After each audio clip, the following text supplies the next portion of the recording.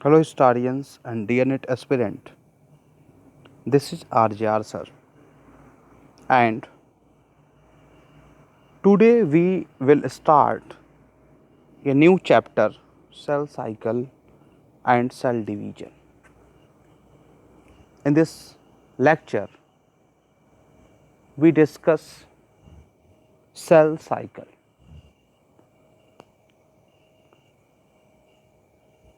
Before starting the cell cycle, we discuss what is cell division. Cell division क्या है?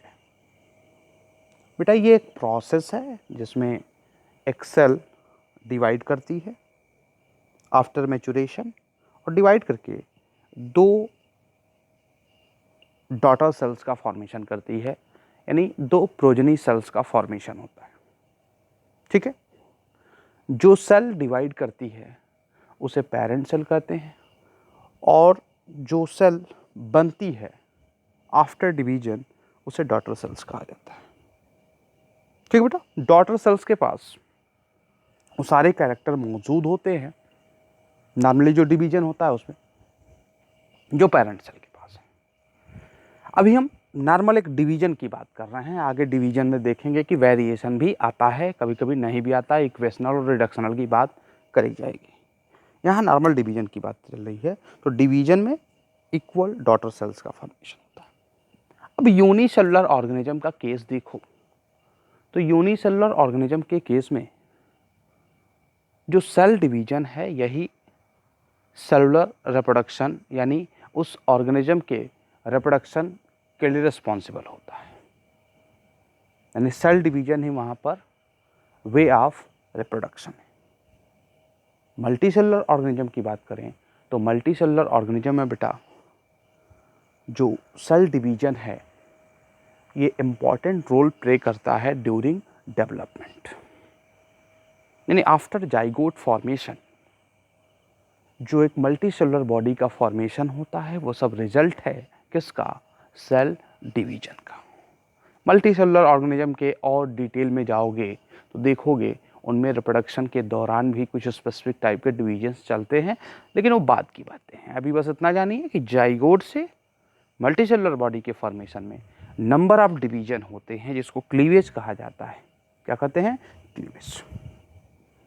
अब cell division के बारे में कुछ फैक्ट्स को डिस्कस करते हैं बेटा। Prevost and domains. फर्स्टली 1824 में सेल डिवीजन की स्टडी की है during the cleavage of zygote of frog, यानी फ्रॉग में जो क्लीवेज की प्रोसेस चल रही थी इन जाइगोट उसको स्टडी किया था प्रीवोस्ट एंड डोमेन साहब ने। बाद में रुडोल्फ विर्चो आए, बीच में और भी साइंटिस्ट आए थे। इन 1855 में रुडोल्फ विर्चो ने एक स्टेटमेंट दिया, ओमनिस सेलुलाe सेलुला। इस स्टेटमेंट का मतलब होता है कि cells are originated from pre existing cells, यानी नई सेल्स का फॉर्मेशन पूर्व में जो उपस्थित सेल्स हैं उनसे होता है। इन्होंने एक थियरी दी थी जिसे सेल लीनिएज थियरी कहा गया था। बेटा ये statement modification of cell theory के नाम से भी जाना जाता है। Cells are originated from pre existing cells. आपको मैंने फर्स्ट चैप्टर में बताया था सेल बायोलॉजी के cell the unit of life वाले में सेल थियरी का मेजर ड्रॉबैक ये था कि वो ये नहीं बता पा रही थी कि नई सेल्स का फॉर्मेशन कहाँ से होता है, जिसे मॉडिफाई किया था रुडोल्फ विर्चो साहब ने, और एक नई सेल थियरी दिया था जिसे मॉडर्न सेल थियरी कहा गया था। रुडोल्फ विर्चो का ही है सेल लीनिएज थियरी। ठीक है बेटा, सेल साइकिल पे आते हैं। सेल साइकिल सेल डिवीजन की पूरी प्रक्रिया को कहा जाता है एक तरीके से देखा जाए तो, यानी सेल साइकिल के अंदर ही सेल डिवीजन की तैयारी होती है और सेल डिवीजन होता है। ठीक है, लिविंग ऑर्गेनिज्म में यदि सेल डिवीजन ना हो तो लिविंग सिस्टम ही पूरी तरीके से क्या हो जाएगा? क्रैश कर जाएगा। यानी सेल डिवीजन एक इम्पॉर्टेंट प्रोसेस है in all living organism, either they are unicellular और मल्टी सेलुलर। अब ध्यान दो, सेल डिवीजन होना है, यानी सेल का बंटवारा होना है। अब बंटवारे से पहले यदि सेल के अंदर जो कंटेंट होते हैं उनमें कोई इंक्रीजमेंट ना हो और बंटवारा हो जाए तो होगा क्या, सेल की साइज रिड्यूस कर जाएगी और रिड्यूस करती ही जाएगी अक्रॉस द जनरेशंस। यानी नंबर ऑफ जनरेशन जब बीतेगा तो एक समय ऐसा आएगा कि सेल के पास कुछ है ही नहीं जिससे सेल का डिवीजन हो।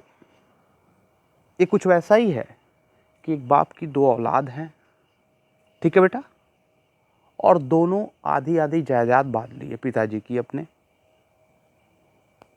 50-50% हो गया। फिर उन दोनों औलादों की दो दो और औलादें हुई और वो भी 50-50% बांट ली। कोई कुछ ऐड नहीं किया, जो पूर्वजों का दिया हुआ था उसका बंटवारा करते गए। एक समय ऐसा आया कि कुछ नहीं बचा जिसको वो बांट सके। तो सेल में भी यदि कोई ग्रोथ ना हो किसी जनरेशन में तो बेटा वही स्थिति आ जाएगी। सेल ये गलती नहीं करता है। डिवीजन से पहले, इवन हर डिवीजन के पहले सेल के अंदर जो न्यूक्लियस में डीएनए बैठता हुआ है वो डीएनए अपना रेप्लिकेशन करता है और फाइटोप्लाज्म के जो कॉन्स्टिट्यूएंट्स हैं, न्यूक्लियोप्लाज्म के जो अदर कॉन्स्टिट्यूएंट हैं, उन सब का सिंथेसिस होता है जिसे सेल ग्रोथ कहते हैं। यानी डीएनए रेप्लिकेशन और सेल ग्रोथ होता है बिफोर द डिवीजन। अब चूंकि डिवीजन के लिए ही हो रहा है तो उसे ड्यूरिंग द डिवीजन भी हम कह सकते हैं, ठीक। अब ध्यान दो, जितनी भी प्रोसेस हैं like cell division, DNA replication, cell growth, ये सब एक कोऑर्डिनेटेड मैनर में चलते हैं। क्यों? क्योंकि यदि इनमें कोऑर्डिनेशन फ्लॉप हुआ तो करेक्ट डिवीजन नहीं होगा, इनकरेक्ट डिवीजन हो जाएगा और जो प्रोजनी सेल्स बनेंगी वो फॉल्टी टाइप की हो जाएंगी। किसी के पास कुछ ज़्यादा मिल जाएगा, किसी के पास कुछ कम हो जाएगा।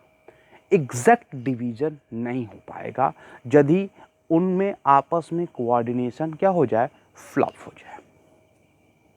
इस तरीके से देखोगे तो जो भी इवेंट्स हो रहे हैं उनका जो सीक्वेंस है जिससे एक सेल अपने जीनोम को डुप्लीकेट करता है, अदर कॉन्स्टिट्यूएंट ऑफ सेल को सिंथेसाइज करता है और फाइनली डिवाइड करके दो डॉटर सेल बन जाता है। इन सभी सीक्वेंस ऑफ इवेंट्स को हम सेल साइकिल कहते हैं। क्या बोलते हैं? Cell cycle. The sequence of events by which a cell duplicate its genome, synthesize the other constituent of cell and eventually divides into two daughter cells is termed cell cycle। तो ये cell cycle की definition हो गई। आगे हम लोग आएंगे तो सेल साइकिल के ड्यूरेशन का जिक्र मिलेगा कि सेल साइकिल में पूरा टाइम कितना लगता है। बेटा एक टिपिकल यूकैरियोटिक सेल, हम मानते हैं ह्यूमन सेल को, किसको? ह्यूमन सेल को। यदि कल्चर मीडियम में ह्यूमन सेल की ग्रोथ को ऑब्जर्व किया जाए, उसके डिवीजन को ऑब्जर्व किया जाए तो एक टिपिकल ह्यूमन यूकैरियोटिक सेल एक बार डिवाइड करती है लगभग 24 आवर में। यानी cell cycle duration for a typical human eukaryotic cell is 24 hour. लेकिन ये जो ड्यूरेशन है ना सेल साइकिल का, बेटा ये वेरी करता है from organism to organism and from cell type to cell type. This duration is variable. For example, in yeast this duration is 90 minutes. In bacterial cell this duration is 20 minutes. In intestinal epithelial cell this duration is 8 to 10 hours. In onion root tip cells this duration is 20 hours. तो आप देख रहे हैं कि जितने भी examples लिए हैं इसमें टाइम ड्यूरेशन वेरी कर रहा है, किसके लिए? सेल साइकिल के लिए। आगे आते हैं हम लोग, फेजेज ऑफ सेल साइकिल का जिक्र करेंगे कि सेल साइकिल के कौन कौन से फेज हैं। बेटा पहले फेज देख लेते हैं, फिर हम लोग डायग्राम को देखेंगे। दो मेन फेज है यहाँ पे सेल साइकिल में, दो मेन फेज होता है। एक होता है इंटरफेज और एक होता है यम फेज। यम फेज को डिवाइडिंग फेज भी बोलते हैं। इंटरफेज बेटा मैक्सिमम टाइम लेता है। इंटरफेज मैक्सिमम टाइम लेता है, करीब करीब 95% of the duration of cell cycle interphase होता है। और यम फेज जो रेस्ट ऑफ द टाइम बचा हुआ है 5% of the duration of cell cycle उसमें हो जाता है। इंटरफेज को देखोगे तो ये फर्दर डिवाइडेड होता है इन G1, S and G2 phase. और यम फेज में फर्दर डिवीजन होता है, फर्दर दो फेज होते हैं, कैरियोकाइनेसिस एंड साइटोकाइनेसिस। बेटा जो यम फेज है इसका जिक्र हम लोग माइटोसिस के दौरान करेंगे, यानी माइटोसिस में इसके फेजेस का जिक्र किया जाएगा। इस लेक्चर में हम लोग इंटरफेज को समझेंगे और माइटोसिस में बस जानेंगे कि कैरियोकाइनेसिस में डिवीजन ऑफ न्यूक्लियस होता है, साइटोकाइनेसिस में डिवीजन ऑफ साइटोप्लाज्म होता है और जो उसका रिजल्ट है वो दो सेल बन जाते हैं। इंटरफेज, फिगर ध्यान से देखना, G1, S और G2। अब देख रहे हो कि मैक्सिमम टाइम इंटरफेज में जा रहा है। G1 को पोस्ट माइटोटिक और प्री डीएनए सिंथेटिक फेज भी कहा जाता है। ऐसा क्यों बोलते हैं बेटा? ऐसा इसलिए बोलते हैं कि आप ध्यान से देखोगे तो माइटोसिस के बाद G1 फेज आ रहा है और यस फेज के पहले, यस फेज में बेसिकली डीएनए की सिंथेसिस होती है, यस फेज के पहले आ रहा है G1, इसलिए उसको प्री डीएनए सिंथेटिक फेज कहते हैं। इसे गैप फर्स्ट फेज भी कहा जाता है। गैप क्यों? अब ध्यान से सुनना बेटा, G1 और G2 इन दोनों में ग्रोथ तो होता है, other constituent of cell synthesise होंगे, लेकिन कभी भी डीएनए की सिंथेसिस यहाँ पर नहीं होती है। डीएनए के अमाउंट में कोई चेंज नहीं आता है, जिसकी वजह से इसे gap first and gap second phase भी कहा जाता है। दूसरा है yes phase, synthetic phase. G2 को बेटा प्री माइटोटिक कहते हैं।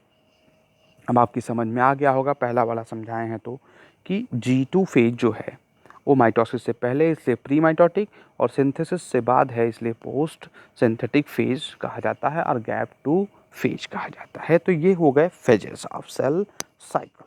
फिगर में आपको एक G0 स्टेज भी दिख रही है, आगे G0 स्टेज को हम अच्छे से समझाएंगे। आप क्या देख पा रहे हैं? G1, S और G2 को क्रॉस करके सेल एंटर कर रहा है इन एम फेज, और एम फेज में कैरियोकाइनेसिस साइटोकाइनेसिस के बाद दो सेल बन जा रही है। एक सेल चली थी और दो सेल बन गई। अब बेटा आते हैं एक एक फेज को इलाबोरेट किया जाएगा। And the diagram of cell cycle ध्यान से देखो तो G1, S और G2, फिर यम आता है। यम में दो सेल बने, बाया G2 भी G1 में एंट्री होती है, बाया G0 भी G1 में एंट्री होती है और डायरेक्ट भी G1 में एंट्री होती है। डायग्राम यही रिवील कर रहा है। Cell cycle steps. The interphase, interphase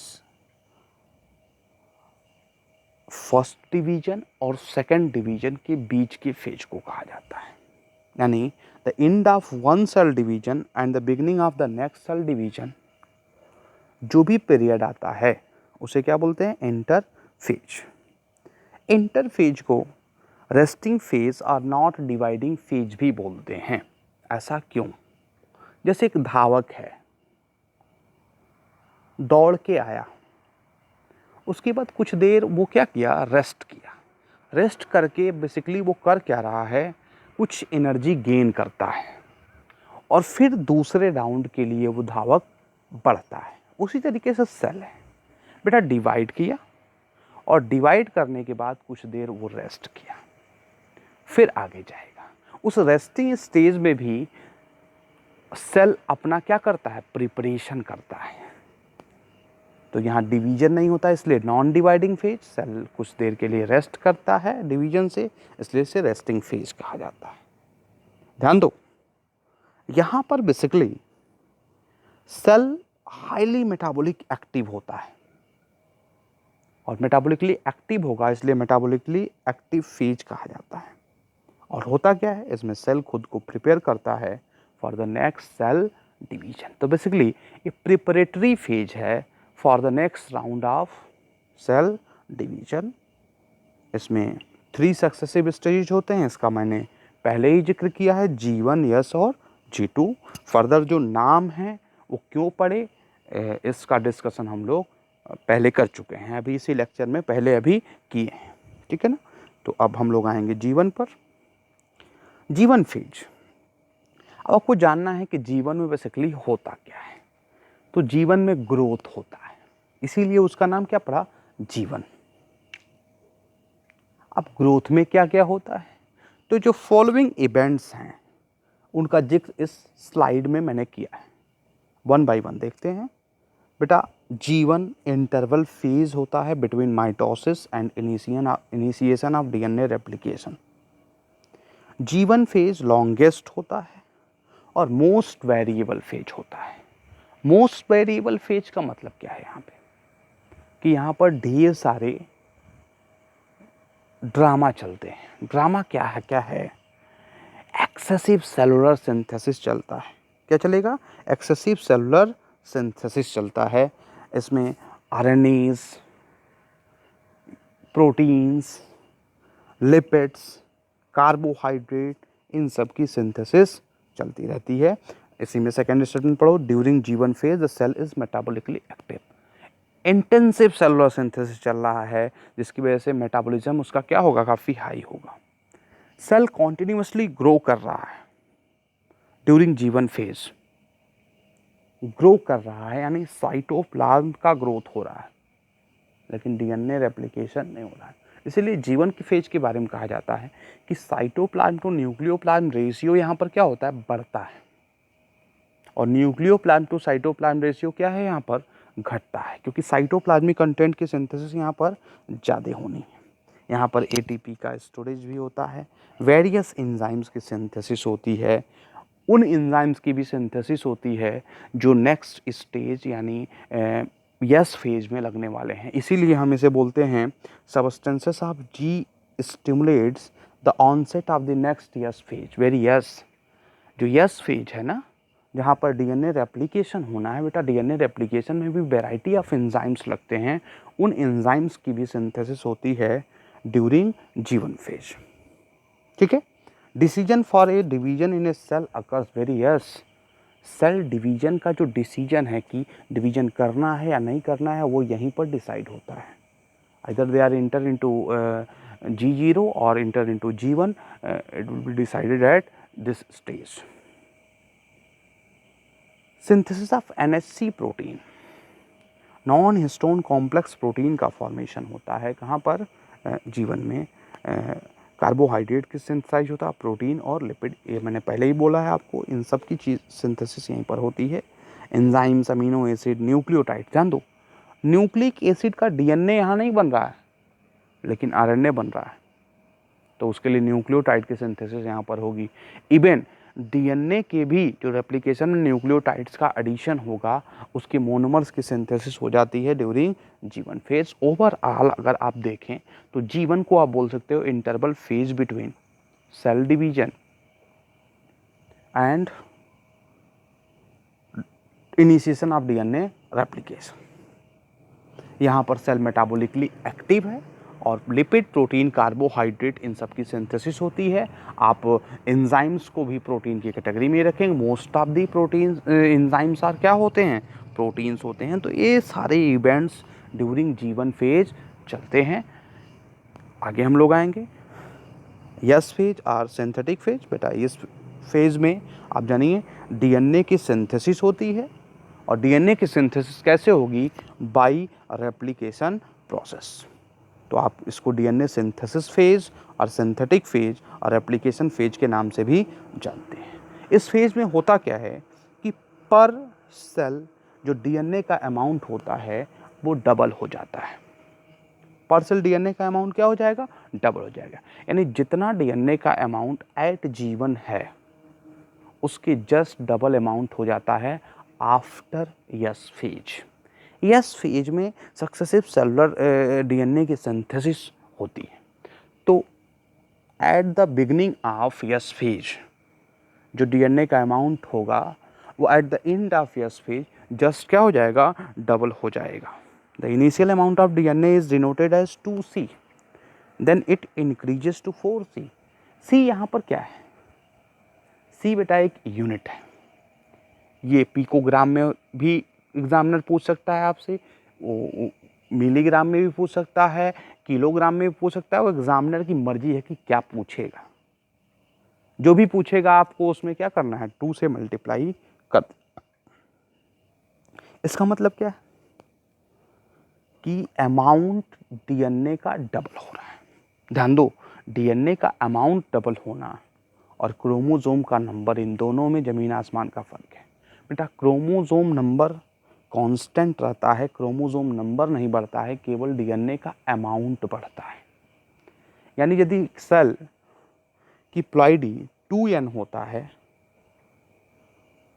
eight G1 तो आफ्टर यस फेज भी 2n ही होगा। यानी उसकी प्लॉइडी में कोई बेसिक डिफरेंस नहीं आएगा, क्योंकि क्रोमोसोम का नंबर न घट रहा है और न ही बढ़ रहा है। ठीक है बेटा। एनिमल सेल के केस में यस फेज के दौरान डीएनए रेप्लिकेशन इन न्यूक्लियस होता है और साइटोप्लाज्म में भी एक चेंज आता है। वो चेंज है कि सेंट्रियोल का डुप्लीकेशन हो जाता है। यानी centriole duplication also occur at this stage. S phase में डीएनए रेप्लिकेशन हो रहा है इनसाइड न्यूक्लियस और सेंट्रियोल की सिंथेसिस हो रही है inside cytoplasm in case of animal cell. Plant cell में चूंकि सेंट्रियोल एब्सेंट होता है तो प्लांट सेल में ये वाला स्टेटमेंट लागू नहीं होता है।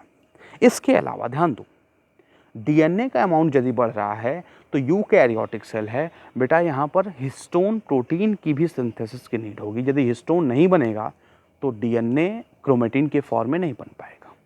तो जिस प्रोपोर्शन में डीएनए का अमाउंट बढ़ता है उसी प्रोपोर्शन में डीएनए के साथ साथ जो प्रोटीन है हिस्टोन वाली उसकी सिंथेसिस होती है। इसके साथ साथ नॉन हिस्टोन क्रोमोसोमल प्रोटीन्स भी बनते हैं, यानी एनएससी प्रोटीन का फॉर्मेशन भी होता है जो हिस्टोन के अलावा है।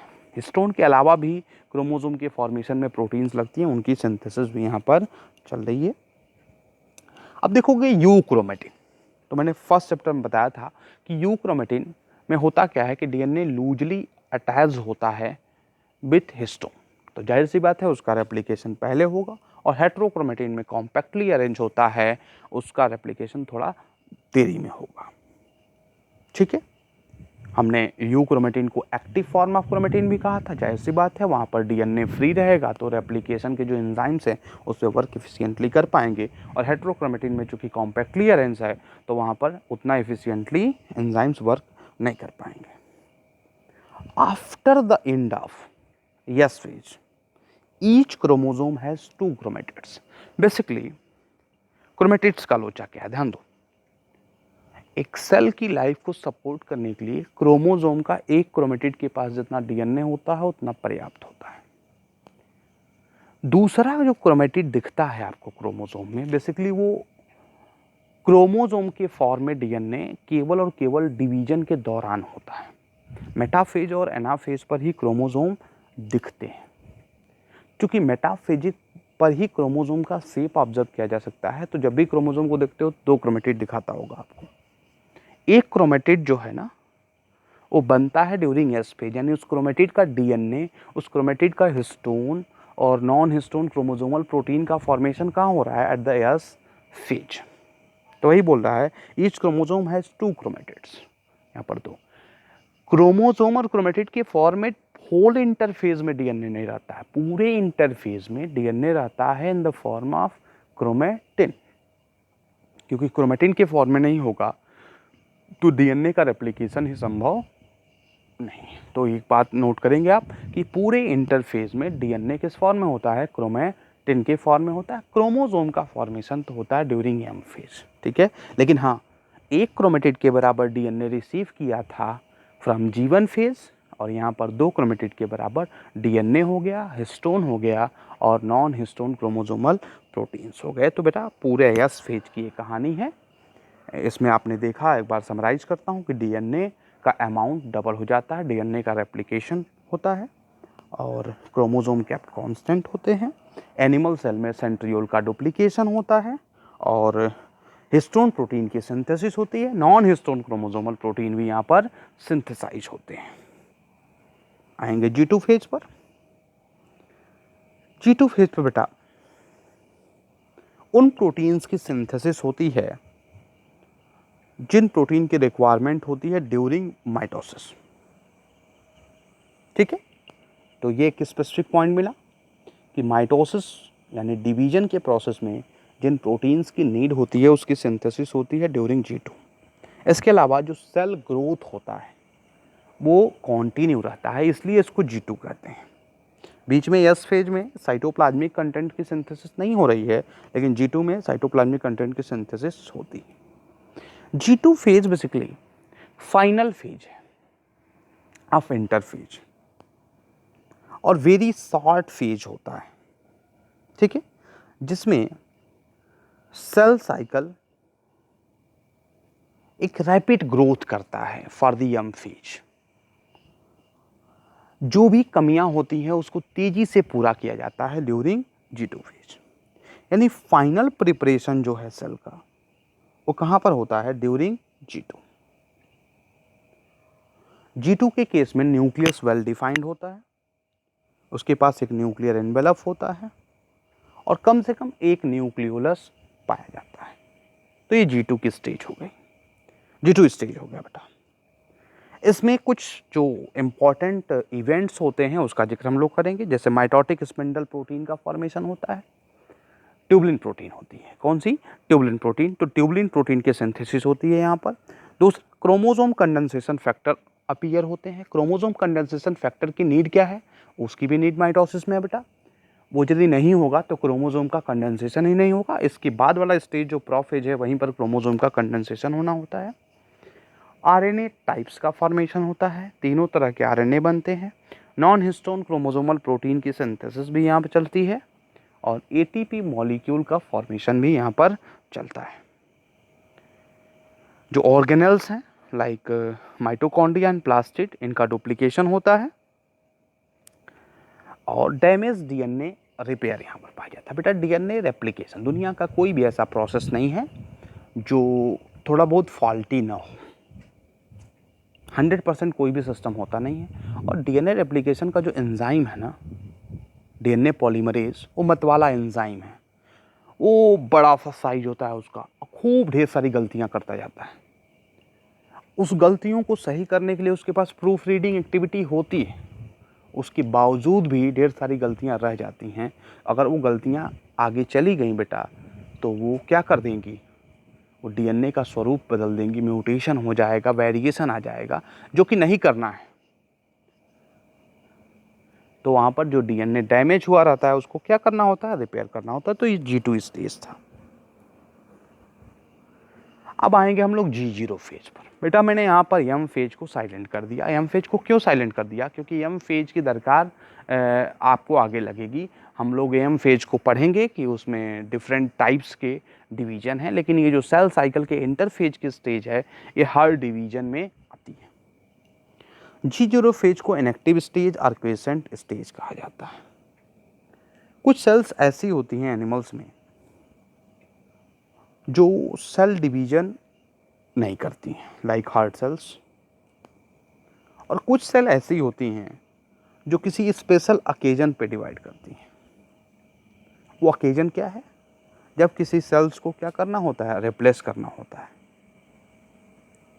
या किसी वजह से इंजरी हो गई, सेल का डेथ हो गया, तब वहां पर सेल डिवीजन होता है।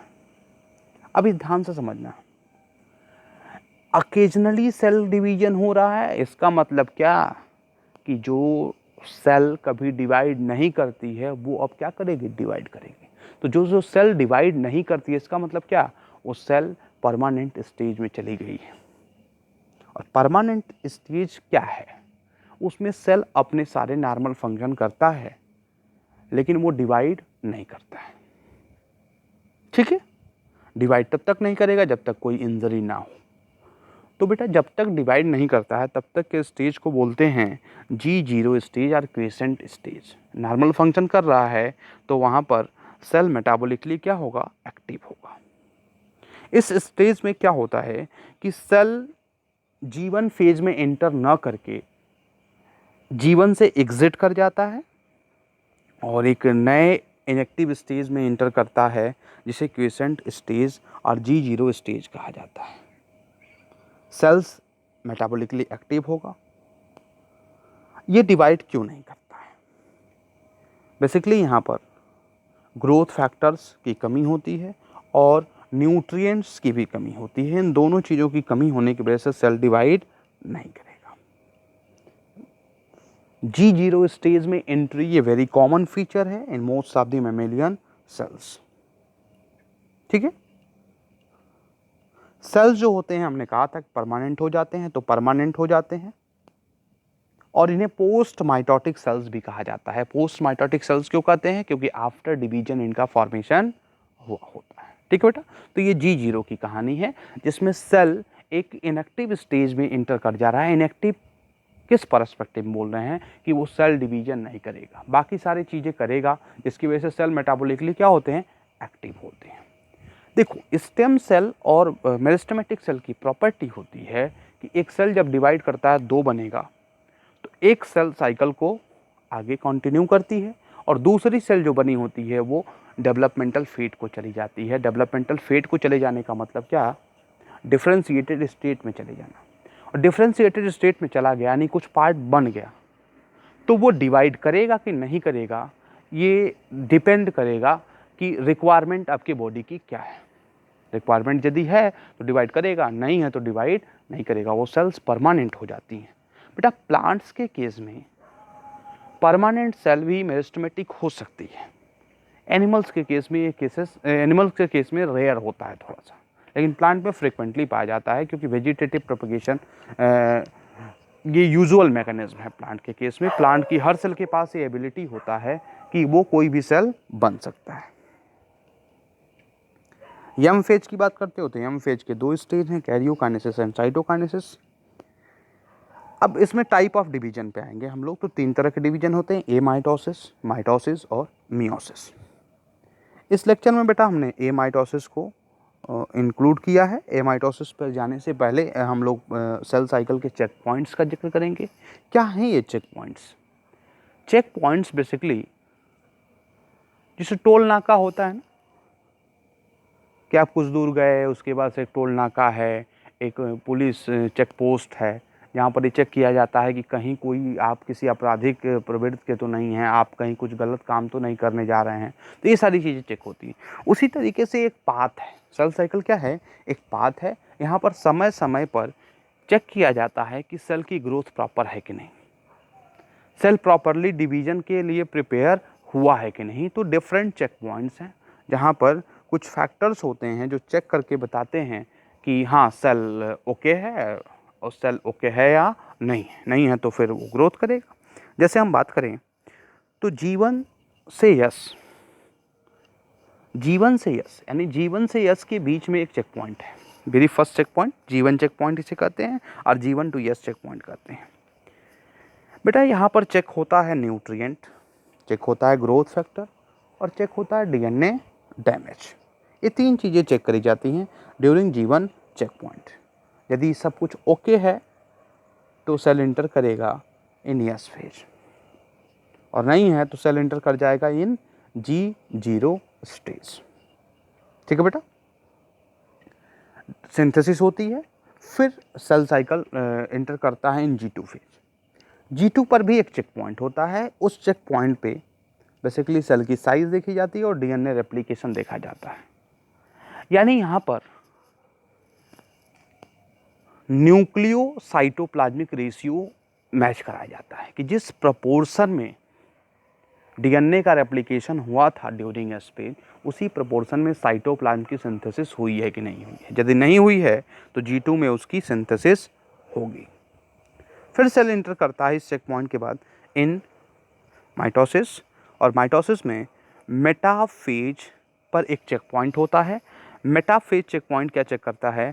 क्रोमोसोम स्पिंडल के अटैचमेंट, यानी स्पिंडल फाइबर क्रोमोसोम से आके प्रॉपरली अटैच हुआ है कि नहीं हुआ। जब तक नहीं होगा तब तक एनाफेज नहीं आएगी, क्योंकि एनाफेज स्प्लिटिंग ऑफ क्रोमोसोम के लिए रिस्पॉन्सिबल होता है, और एनाफेज यदि आ गया गलत तरीके से तो एबनॉर्मल टाइप की सेल्स का फॉर्मेशन होगा, क्योंकि क्रोमोसोम का एग्जैक्ट सेपरेशन नहीं हो पाएगा। तो इस तरीके से डिफरेंट चेक पॉइंट होते हैं सेल साइकिल। उन चेक पॉइंट्स में डिफरेंट टाइप के CDKs, साइक्लिन डिपेंडेंट काइनेजेस वगैरह वगैरह ये सारी चीज़ें आती हैं। बहुत डिटेल में आपके लेवल पर नहीं है, इसलिए मैंने बस चेक पॉइंट का जिक्र किया है, उसको बहुत ज़्यादा स्पेसिफाइड नहीं किया है। ए माइटोसिस, टाइप्स ऑफ माइटोसिस का टाइप्स ऑफ सेल डिवीजन में वेरी फर्स्ट टाइप का सेल डिवीजन है ए माइटोसिस। ए माइटोसिस बेटा डायरेक्ट सेल डिवीजन होता है। डायरेक्ट सेल डिवीजन क्यों बोलते हैं? क्योंकि यहाँ पर बहुत तामझाम नहीं होता है। इसे फर्स्ट टाइम डिस्कवर किया था रिमेक ने इन 1855 इन RBC ऑफ चिक एम्ब्रियो। चिक एम्ब्रियो के RBC में ए माइटोसिस की स्टडी हुई। इस डिवीजन में क्रोमोसोम और स्पिंडल में कोई डिफरेंशिएशन नहीं होता है, यानी स्पिंडल फाइबर के फॉर्मेशन की नीड यहाँ पर नहीं होती है, क्रोमोसोम के फॉर्मेशन की भी नीड यहाँ पर नहीं होती है। यहाँ पर होता क्या है, न्यूक्लियस इलोंगेट करके दो पार्ट में टूट जाता है। न्यूक्लियर इनवेलप के डिसइंटीग्रेशन रीजनरेशन की भी नीड नहीं होती। तो ध्यान दो, नॉर्मल माइटोसिस से बहुत सारे पॉइंट में क्या कर रहा है, वेरी कर रहा है, यानी क्रोमोसोम का डिफरेंशिएशन नहीं हो रहा है, स्पिंडल फाइबर का डिफरेंशिएशन नहीं हो रहा है, न्यूक्लियर इनवेलप डीजनरेट नहीं कर रही है, न्यूक्लियस इलोंगेट कर रहा है और कॉन्स्ट्रिक्ट कर जा रहा है इन मिडिल, और दो डॉटर न्यूक्लियाई का फॉर्मेशन हो रहा है। जैसे ही डॉटर न्यूक्लियाई बनती है, एक सेंट्रीपिकल कॉन्स्ट्रिक्शन डेवलप होता है साइटोप्लाज्म में, और साइटोप्लाज्म में भी दो पार्ट हो जाते हैं, यानी दो साइटोप्लाज्म बन जाता है, तो दो डिफरेंट टाइप के सेल्स का फॉर्मेशन हो गया। बेटा ए माइटोसिस प्रिमिटिव टाइप का सेल डिवीजन है जो पाया जाता है in case of prokaryotes, protozoans, yeast foetal membrane of mammals, cartilage of mammals. इसका डायग्राम आप लोग देखेंगे तो ध्यान से देखिए, एक सेल था जिसमें पहले न्यूक्लियाई इलोंगेट करके दो बन गई, फिर कॉन्स्ट्रक्शन डेवलप हुआ इन साइटोप्लाज्म, और साइटोप्लाज्म भी धीरे धीरे न्यूक्लियस के साथ ही दो पार्ट में बट गया और दो सेल हो गए। बहुत ही सिंपल टाइप का डिवीजन होता है, इसीलिए इसको डायरेक्ट सेल डिवीजन कहते हैं। इसमें सिंपल वर्ड में जानो कि बहुत ज़्यादा तामझाम नहीं हो रहा है, यानी न्यूक्लियर मेम्ब्रेन इंटैक्ट रह रही है, स्पिंडल फाइबर की नीड नहीं है, यानी साइटोस्केलेटन का बहुत सारा इसमें रोल ख़त्म हो जाता है, क्रोमोसोम फॉर्मेशन की नीड नहीं है, क्रोमेटिन यानी न्यूक्लियोप्लाज्म ही दो पार्ट में क्या हो जा रहा है, बट जा रहा है। ठीक है बेटा, तो ये था ए माइटोसिस। तो इस तरीके से इस लेक्चर में हमने सेल साइकिल के एंटर फेज को डिटेल में देखा, यम फेज में ए माइटोसिस को देखा, माइटोसिस और मियोसिस जो अदर टाइप के डिवीजन्स हैं, जो इनको इनडायरेक्ट डिवीजन कहा जाता है, उन दोनों को हम लोग सेपरेट लेक्चर में डील करेंगे। ठीक है बेटा, थैंक यू।